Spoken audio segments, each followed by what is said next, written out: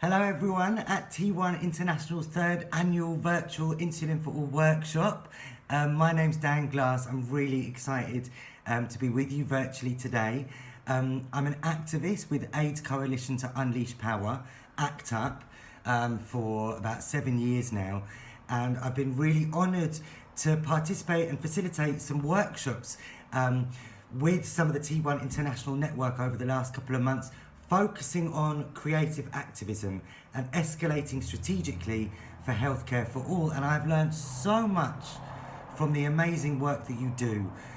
One of the things that's stuck in my head is the power of storytelling, telling our own stories in the concept of transformation starts with ourselves. And once we own our stories, once we get that stigma out, it resonates and people share it and people don't feel so alone, and that builds community power.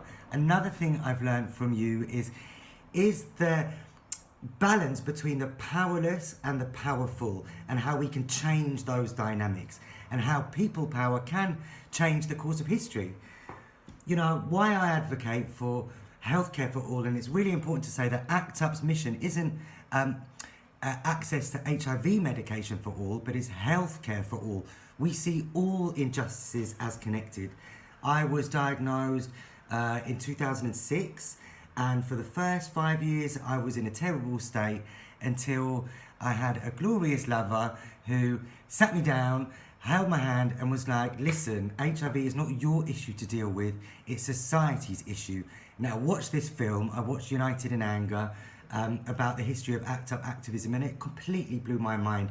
And the shoulders that we stand on of our ancestors from the HIV, the diabetes community and all healthcare movements are so strong, and we learn so much. And the genealogy of activism is something that I really get a lot of strength from.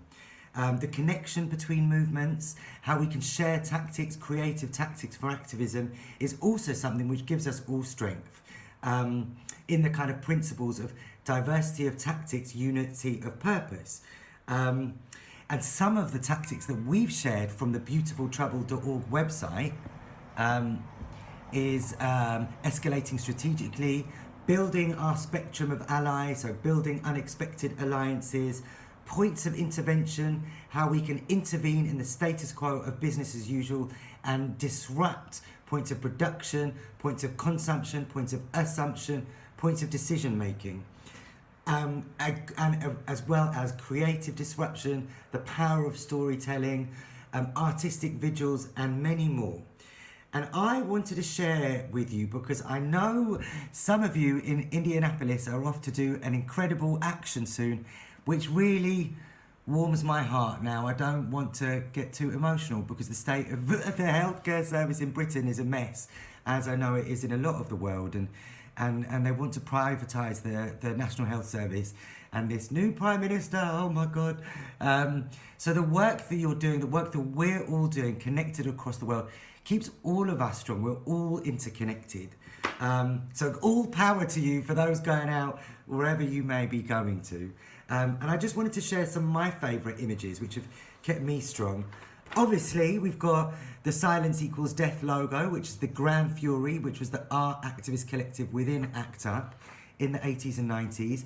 Their incredible logo. And this also means a lot to me because I'm Jewish, and this is a subversion of the pink triangle from the persecuted homosexuals in Nazi Holocaust, and my grandparents were all Holocaust survivors. So this gives me a lot of strength because we're talking about human rights, we're talking about civil rights, we're talking about medical apartheid.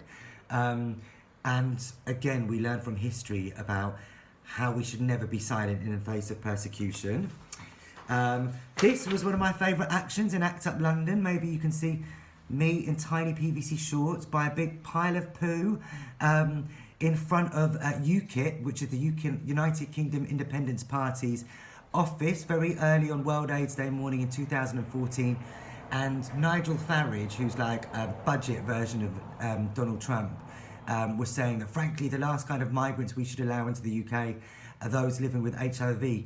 So the banner says, what goes around comes around, stop spreading filth, solidarity on World AIDS Day. And they actually UKIP got kicked out of their office, which was more than we can have ever asked for. And this was our flyer in the run-up to it. This man's mouth spreads disease. Nigel Farage, lies coming out of his mouth. Now, one of my favourite actions from North America was this. You can't see that clearly, but it's a giant house-shaped sized condom which ACT UP New York activists put on homophobic and HIV-phobic Senator Jesse Helms' house. Amazing! Giant condoms are always good. Here we've got one recently which was in Washington DC, and also ACT UP London did it on Nelson's Column, ACT UP Paris did it on the Obelisk. Of course, the famous die-in actions all across America, in my city in London in Trafalgar Square. Oh, one which always gives me the shivers, and I know I'm running out of time, is this, which is the Ashes action in 1992 in New York, when people took the ashes of their loved ones and threw them over the White House gates in an act of rage and grief, and using the alchemy of grief to bring the war home. Such a beautiful action, and there's a really good book called ACT UP Emotions by Deborah Gould. Here, of course, we've got some of the famous images. Kissing doesn't kill, greed and indifference does. And again, art and empowerment and sex positivity and defiance have always been part of our movements.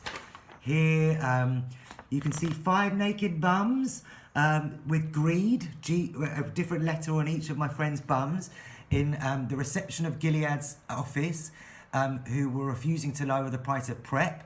Now that was in 2016, part of a global day of action called Farmer Greed Kills.